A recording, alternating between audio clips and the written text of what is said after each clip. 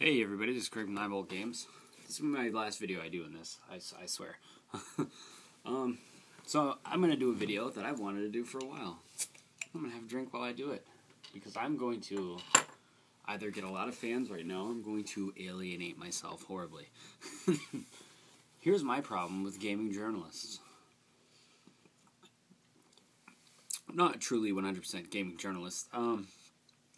The old Kotaku didn't fall under this category because they really just did game journalism. They did a review once in a while. This is game journalists such as IGN, Game Informer, even GameSpot, as much as I did like them back in the day. Well, we had a personal problem. Anyways, this is to cover all of them completely. They're all fucking douchebags. And I hope that one of them's watching it and is like, oh, all your credibility is lost because you had to use foul language right in the beginning of the video. Fuck yourselves, alright? Let me tell you something.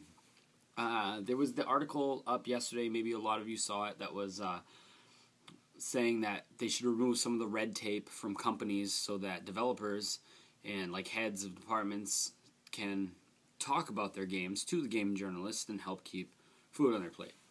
I very much agree with that.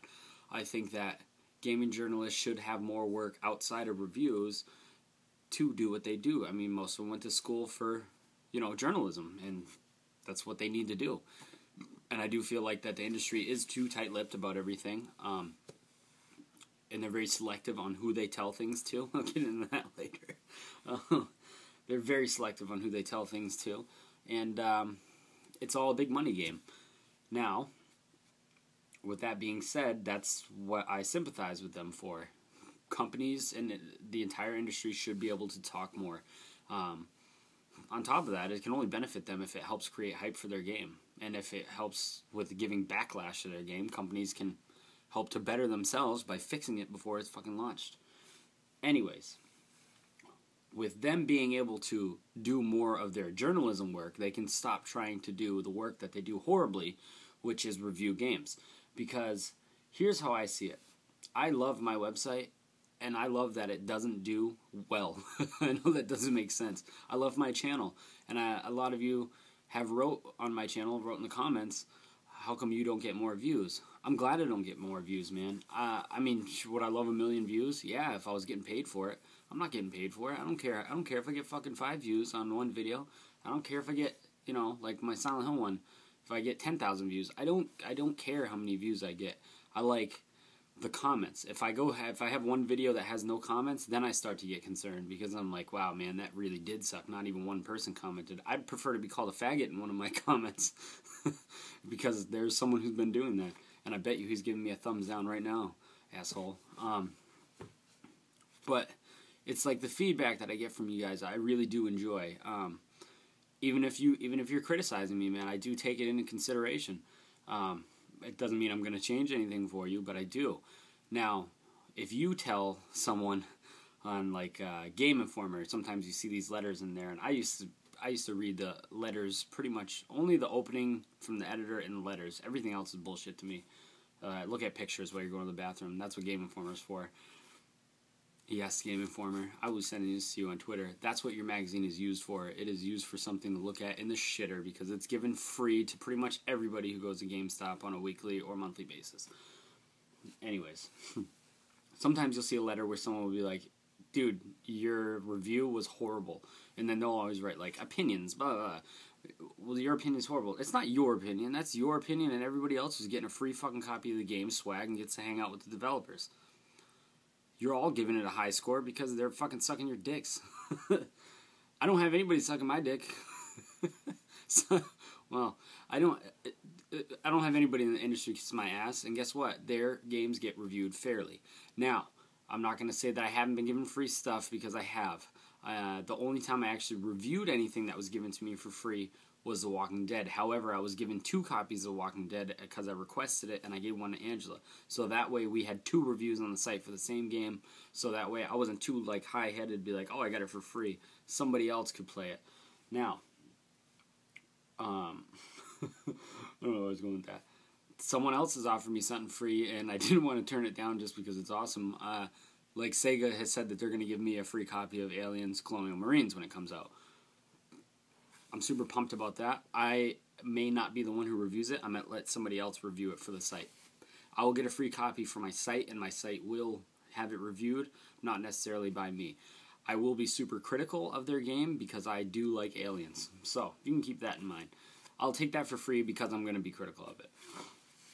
Now, what pisses me off about the journalism, I'm getting back to it, about these journalists who do it is, like I said, they get shit for free. They get all this swag. They get to hang out with the fucking developers, and they get paid to do it. I think the fact that you get paid to do something that you're already getting for free is, you're going to be biased no matter what.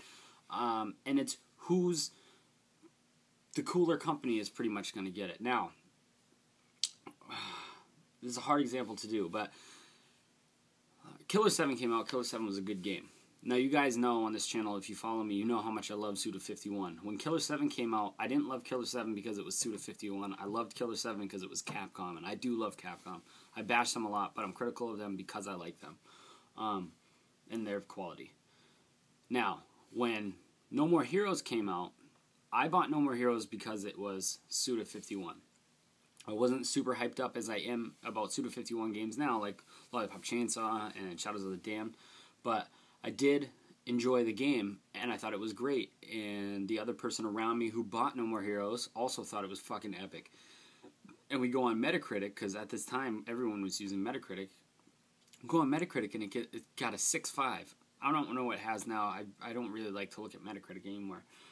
But it had a 65. I'm like, this is bullshit. Now, people are going to look at this because companies have let go of their dev houses because of this shit. Because of a score like a 65. Now, people don't realize that a 65 could be 9s all the way down, and it could have 3 assholes who fucking completely hated the game. And it's pure opinion. But that pure opinion is not looked at by the average viewer. They just look at that one fucking score that's on Metacritic, and they judge a game by it instantly. And I hate that shit. And 99% of it is budgets. Now, you take a game like Call of Duty. In my opinion, I fucking hate Call of Duty. I hate it so much. You guys already know this.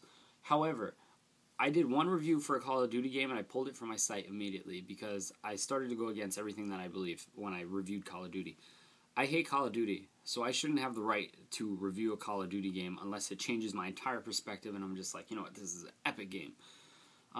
So I took it down, and I got somebody else who can review Call of Duty games, Fernando. Hopefully he's back to review Black Ops 2. But the 3 assholes who destroy a rating on a game, the first thing they'll say is like, oh, graphics are horrible, or I just couldn't get into the game. You know why you couldn't get into the game? Because it wasn't made for you. You should not have been the one at your establishment that have reviewed the game. You should get someone from that genre that knows what they're talking about, who absolutely loves everything, like, say, about Suda51. And then they can pick the flaws out. And then they can be respectable because they understand it.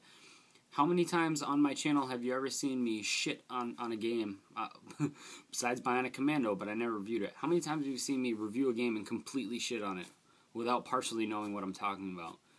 Never, because I don't review games that I don't like because I don't waste my time, for one. 2, majority of the time it's not my type of game.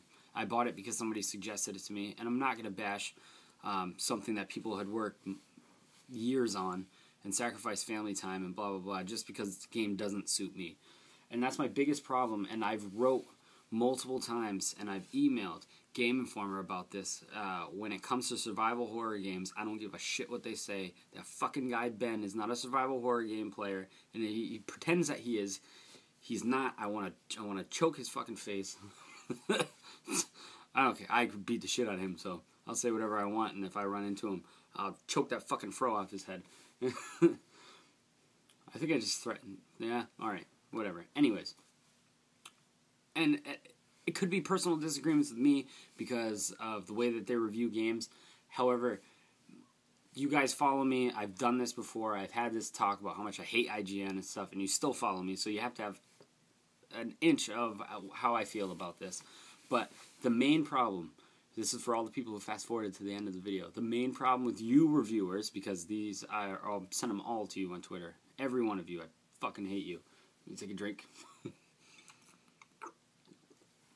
The main problem with you reviewers is that you're piggish, you're paid, you work for somewhere that you're probably using as a stepping stone for something else, unless you are the editor or you're high up.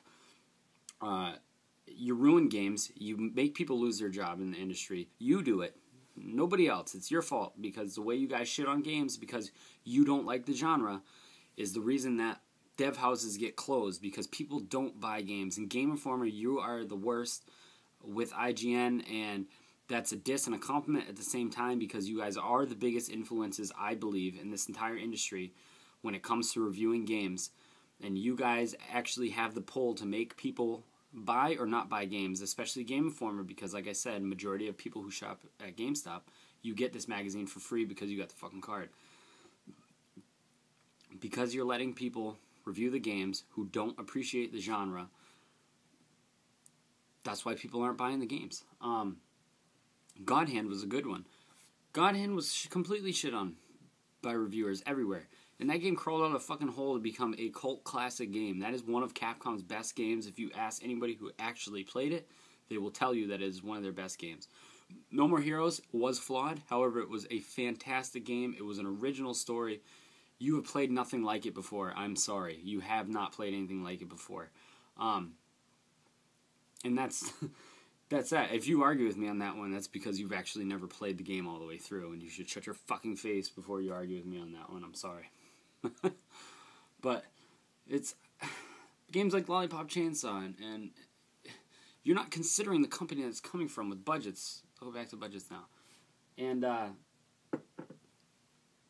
graphics is one that kills me, because people don't understand that some companies are smaller and they have budgets, man, and these people make their budgets stretch into, alright, well, we can't afford to have stellar engine with crazy graphics, we don't have the time.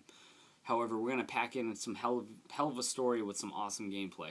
And it gets completely overshadowed because the graphics are not up to what you want. Take Deadly Premonition. Deadly Premonition was like a B-style game. However, if you look that up, it was horrible, but it was so good because it was horrible. I even admitted that at my Halloween Horror Fest. Once again, the game came out at $20, but I don't know a lot of people who bought the fucking game because people shit all over it.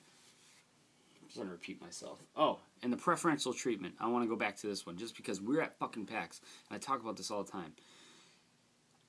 I got an email from Take-Two that told me to come over to the Borderlands booth so that we could get in, play some Borderlands, we could talk to some of the devs, and then I could do a video and upload it on here for you guys. So I get the email, and I show up, and I say, hey man, can we slot a time? Me and my guys want to come in, check the game out, ask you a couple questions. The guy gave me some bullshit line, said that they were extremely busy, they didn't have time to slot me in, he apologized, and he asked for my phone number on a business card. I give him my phone number, I say, you know what, I accept where we are, I get it. I turn my back, and then two dudes from Machinima walk up and say, hey, we have our appointment later, can we get in now? He lets them right in. Yeah, man, we have all the free time in the world. Are you fucking... I almost turned around and punched him in the face, but I didn't want to get kicked out of PAX. Dude, everyone in my group just turned around and just saw that shit, and we were like, never. Never again. I don't even want to fuck with Take-Two anymore.